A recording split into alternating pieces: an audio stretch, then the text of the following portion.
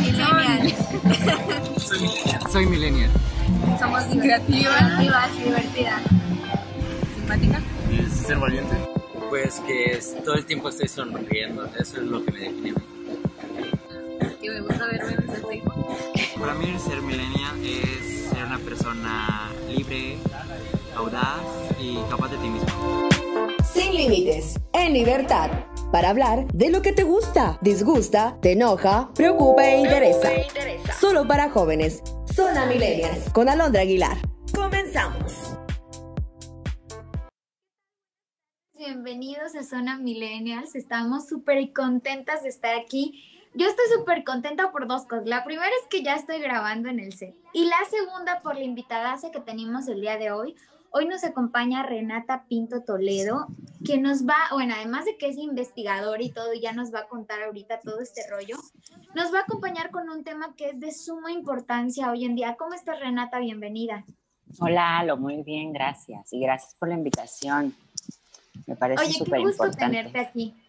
Cuéntanos primero, para la gente que no te conoce y que recién nos está acompañando en Zona Millennials, cuéntanos un poco de ti. ¿Qué es este proceso donde has llevado de investigación? ¿Sobre qué temas investigas? ¿Qué estás haciendo actualmente en la investigación?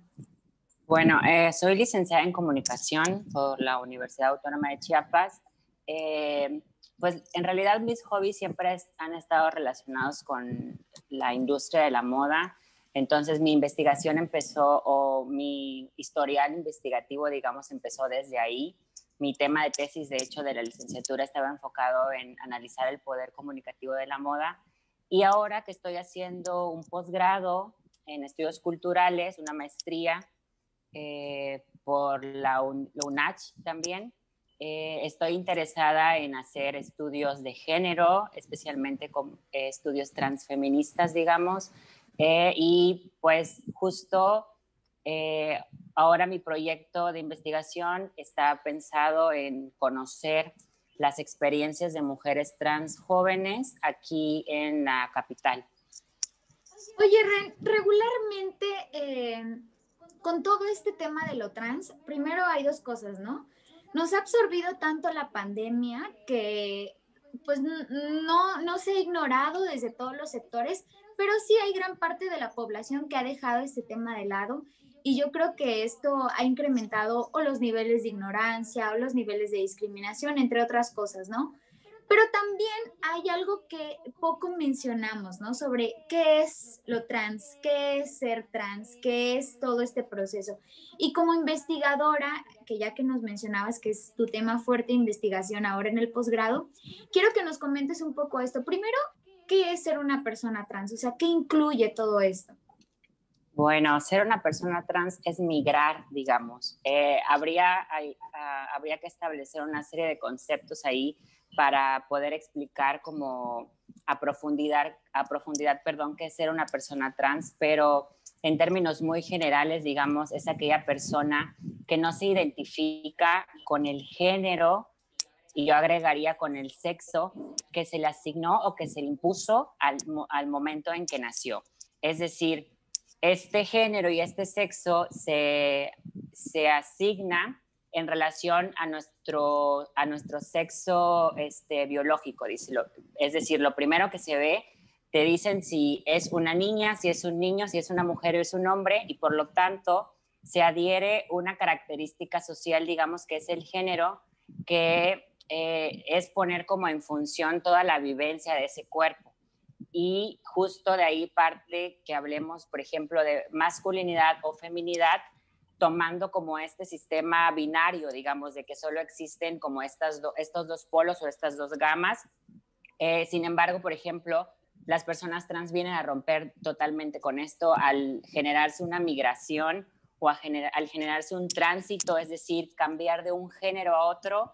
Y este cambio, este tránsito, habría que especificarlo. No únicamente es médico, porque justo ahí vienen una serie de confusiones y de violencias que van desde lo lingüístico hasta lo físico en cuanto a la experiencia trans, por ejemplo, sino este tránsito tiene que ver con una cuestión social, con una cuestión legal, social porque incluye como a todos estos espacios de los que formamos parte. Me parece prudente hablar de otro término que está súper relacionado con las personas trans o con la experiencia trans, que es lo cisgénero. Es decir, la categoría cisgénero viene a poner o a equilibrar el hecho de que las personas trans sean catalogadas como fuera de la norma, porque en realidad, ¿qué es la norma? ¿Sabes? Es como yo soy natural, digamos, una persona cis, que es quien se identifica con el sexo y con el género que se les asignó al nacer. Entonces es, bueno, yo soy una persona trans porque estoy haciendo una transición, estoy cambiando de un género a otro, pero tú eres una persona cis porque no estás haciendo lo mismo que yo. Entonces, muchas veces las personas trans, y justo sigo a un montón de personas trans que suelen decir que si no eres trans, eres cisgénero, por lo tanto. Entonces, a partir de ahí se comienza como a conceptualizar, digamos. Ok. Oye, Ren, con todo esto, cuando hablamos de personas trans, regularmente, bueno, hay dos vertientes bien fuertes desde el feminismo, que no la vamos a hablar desde el feminismo, pero sí las hay. Una que dice personas trans y llama a todas las personas que están viviendo un tránsito, ¿no? Y la otra que tiene que nombrar que es una mujer trans o un hombre trans y que muchas personas hoy en día, en pleno 2020, ¿no? Con toda la información que tenemos y todo el conocimiento que tenemos, siguen diciendo que no hay que llamarlas mujeres u hombres. ¿Qué pasa con estas definiciones? ¿Sí son necesarias o no serían tan necesarias de abordar? A mí me parece que cuando estamos hablando de algo muy general, por ejemplo, sí es importante decir personas trans, porque justo en personas, en este plural, hablamos de mujeres y hombres e incluso hablamos e incluimos a las personas no binarias, que muchas veces son excluidas del discurso totalmente y nada más seguimos pensando como en este sistema binario del hombre-mujer. Sin embargo, sí me parece prudente que cuando estábamos hablando específicamente, por ejemplo, de mujeres trans o de hombres trans o incluso de personas no binarias, se nombre desde ahí. Es decir, eso hace de cierta forma que nuestra identidad no sea ficticia, porque muchas veces nos deshumanizan totalmente al decir incluso utilizando pronombres erróneos, al decir, por ejemplo, las trans, los trans, estamos totalmente deshumanizadas, ¿sabes? O sea, nos catalogan desde ahí y tal vez como para poder definir, digamos, la experiencia está bien, pero una vez que quedamos encasilladas en ese de los trans, las trans, pues obviamente perdemos como todo este, digamos, carácter de humanización que tenemos, porque al final del día, pues somos personas. Y con todo esto también surge toda una cuestión, ¿no? Porque yo te decía, bueno, ¿qué es ser trans, no? Y tú muy claramente me explicabas que es más bien como que la autodefinición. Pero ¿qué pasa con las personas que se definen y no han empezado el tránsito o no lo piensan empezar nunca?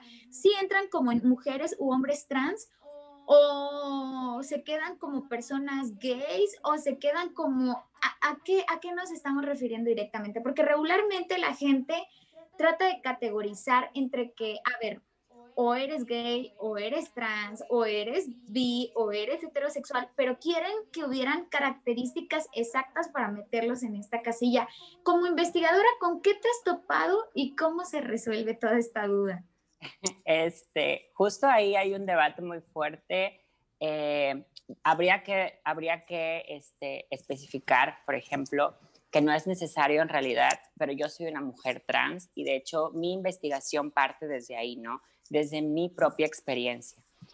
Algo con lo que yo me encontré y justo yo, digamos que me adhiero a un término que Jacques Halberstam en su libro Trans, con un asterisco al final, nos dice es que cuando hablamos de lo trans es una experiencia y una gama bastante amplia, o sea, es un cúmulo de experiencias, es un cúmulo de vivencias que digamos que llegó a dividirse, a categorizarse dependiendo cuáles eran tus objetivos y tu deseo, por ejemplo. Justo a partir de ahí se empezaban a hablar, por ejemplo, de transexuales, transgéneros, travestis, drag queens, etc.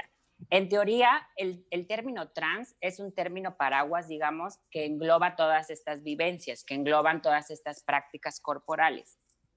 Pero específicamente muchos autores parten de que, por ejemplo, las o los transexuales son aquellas personas que hacen un tránsito, una migración, digamos, médica, pero el problema de este término en especial es que viene de una patologización muy fuerte desde la medicina.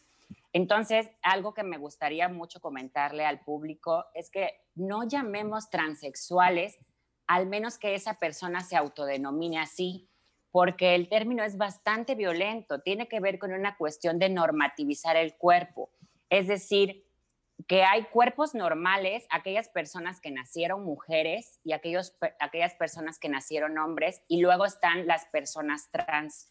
Entonces, digamos que cuando empezaron como estas migraciones médicas, se obligaba a normalizar ese cuerpo y por lo tanto les obligaban a someterse a cirugía, someterse a cuestiones hormonales, etcétera, ¿no? Eso es por una parte. Según he leído a muchas personas trans, hombres, mujeres, personas no binarias, prefieren ser llamadas como transgénero o trans en general, que no las encasilla precisamente en esta cuestión médica, en esta cuestión de forzar su cuerpo a someterse a algo médico, valga la redundancia, ¿no? Porque muchas veces se piensa eso, ¿no? Sobre este pensamiento si sexista de que habitamos cuerpos equivocados, cuerpos que no son nuestros. Y habría ahí que ver, por ejemplo, la experiencia de esa persona. Cómo se identifica y cómo se vive en ese cuerpo que él o ella habita. Porque estoy segura, por ejemplo, algo que yo me he encontrado como en este corto transitar en mi investigación, es que hay personas que ni siquiera se adhieren a esta cuestión binaria. Hay personas que ni siquiera repudian esta cuestión de su cuerpo y de su corporalidad y la formación, digamos, de toda esta estructura y se viven súper bien desde ahí. Es más, lo único que modifican son cuestiones sociales y en algún momento son cuestiones legales. Entonces, como a manera de resumen, lo trans engloba, como tal, lo trans engloba a personas que se someten a tránsitos médicos, a personas que viven de manera esporádica, digamos, esta experiencia de la feminidad o la masculinidad y a personas que viven en tiempo completo de cierta forma el ser mujer, el ser hombre o el ser una persona no binaria desde esta migración, digamos, desde lo trans. Oye, Ren, seguro mucha gente que nos está viendo se está preguntando dos cosas, ¿no? Primero, ¿por qué estamos tratando este tema? Si los que nos están viendo pudieran ser personas heterosexuales cisgénero, ¿no? Entonces están preguntando esto. Y la segunda es, ¿por qué este tema debe de importarle a los jóvenes de la actualidad? O sea, ¿cuál es la importancia si no sienten ninguna inquietud con su género, con su sexo, con su identidad, ni nada? ¿Por qué es importante que los jóvenes sepan de todo esto? Principalmente por el respeto. O sea, me parece que, bueno, no me parece, hay una deficiencia bastante fuerte con respecto a los temas sexuales en general, ¿no? Entre ellos, por ejemplo, está precisamente la vivencia trans y esta serie de violencias que se presentan hacia las personas trans en general. Y estamos hablando de violencias de todo tipo, ¿no? Violencias que llegan hasta cuestiones físicas, hasta la muerte, vienen precisamente de la ignorancia, de esta necesidad, digamos, de hablar de algo normal, de hablar de cuerpos que son normales y cuerpos que no. Algo, por ejemplo, que es muy importante mencionar es que las experiencias de mujeres y hombres siempre son distintas. Y sobre todo, las experiencias de mujeres trans siempre son violentas, porque algo que pasa, por ejemplo, acá específicamente en México, es que como tenemos una cultura machista, obviamente el hecho de que alguien categorizado como hombre haga una migración a algo que no debería ser, a lo débil, aquello que cuestiona, digamos, como la supremacía del hombre, la supremacía de la masculinidad, pues viene, digamos que a desestabilizar esta cuestión de que el hombre y la masculinidad es como lo fuerte. De cierta forma, parte de ahí la violencia. Entonces, principalmente es el respeto y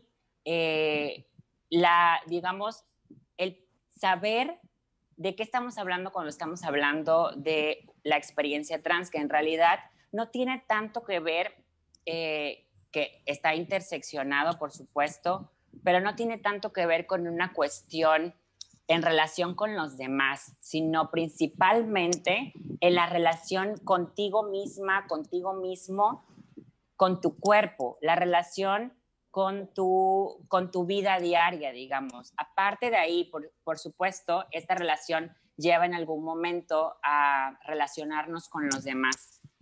Pero muchas veces pensamos que el hecho de que una persona transite, pues implica, digamos, como perder ciertos privilegios, cuando en realidad quien tiene los privilegios, pues nunca los pierde, ¿no? Así es. Oye, para ir cerrando un poquito, porque ya se nos está acabando el tiempo, ¿cuál sería tu mensaje? Sí, súper rápido en esta plática. ¿Cuál sería tu mensaje, Renata? Primero para los jóvenes que de pronto se puedan sentir abrumados, ya sea por estar viviendo el tránsito o por querer vivirlo y no poder hacerlo. Y segundo, también para los jóvenes que no quieren vivir ningún tránsito, no van a vivir ningún tránsito, y que pocas veces nos cuestionamos sobre como por qué me interesan estos temas. Principalmente que no es un concurso, digamos, no es una carrera. Cada una, cada uno, cada une tiene su tiempo. No se trata de decir, bueno, ya tengo 20 y tantos años y es hora de definirme. Hay personas que lo han hecho hasta los 40, hasta los 50 y no pasa absolutamente nada. En realidad es una cuestión de autoconocimiento, pero yo diría que si tienes como la inquietud con respecto a cómo te identificas, cómo te vives, desde dónde te vives, principalmente busques ayuda profesional, ayuda de psicólogos, ayuda de psiquiatras que te guíen, digamos, como en este autodescubrimiento. Lamentablemente, por ejemplo, acá en Chiapas, en Tuxtla, todos estos servicios pues tienen que ser privados porque nuestros derechos, digamos, como personas trans no están legitimizados de cierta forma. No hay como una ley que nos ampare en ese sentido, pero la otra es buscar apoyo en amigos, en familiares. Me parece que el principal apoyo es la familia. Es uno de los elementos importantes en el hecho de tu autodescubrimiento. Lamentablemente es verdad que por esta cultura justo machista, sexista, transfóbica en la que vivimos, tiende como a excluirse, tiende a negarse. Entonces muchas personas tienen que recurrir a la soledad, pero estoy segura que estamos rodeados también de amigos. Entonces yo sé, por ejemplo, porque afortunadamente mi familia me cobija en ese sentido, pero nunca he dejado de lado desde mi experiencia a mis amigos. Entonces los amigos considero amigas también son una plataforma súper importante, un apoyo súper importante en este autodescubrimiento, y es una cuestión de hablarlo, es una cuestión de vivirlo y es una cuestión de un trabajo constante. Esto nunca dejas de aprender de ti misma, y por supuesto si estás en un tránsito, ya sea médico, ya sea social, te encontrarás con un sinfín de experiencias buenas, malas, pero se trata también de una cuestión de resistencia. Muchas veces se nos revictimiza, pero siento que también somos una resistencia, el hecho de vivirnos como nos sentimos, el hecho de vivirnos desde nuestro devenir mujer o nuestro devenir hombre, y eso me parece súper importante porque en realidad desestabilizamos, queramos o no, esta cuestión de que el cuerpo de un hombre, el cuerpo de una mujer tiene que estar formado de características muy esenciales, digamos. Oye, Ren, te agradezco mucho primero por tomar la entrevista y segunda, bueno, por todo este gran conocimiento que nos estás dejando. Esperemos que cuando ya vayas concluyendo la investigación vengas otra vez a este espacio para platicarnos de los resultados y de cómo se muestra todo este tránsito sin verlo literalmente.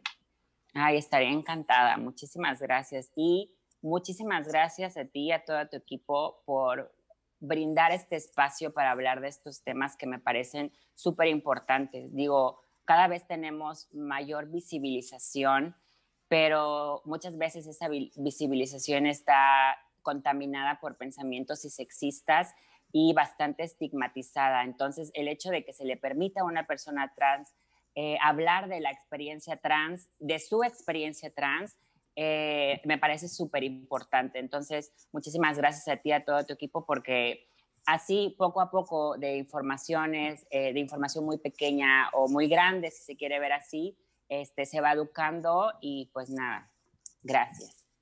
Gracias, Ren. Gracias a todos los que nos acompañaron el día de hoy. Recuerden que nos vemos el siguiente martes a las 5 de la tarde a través de Ultimátum MX. Adiós.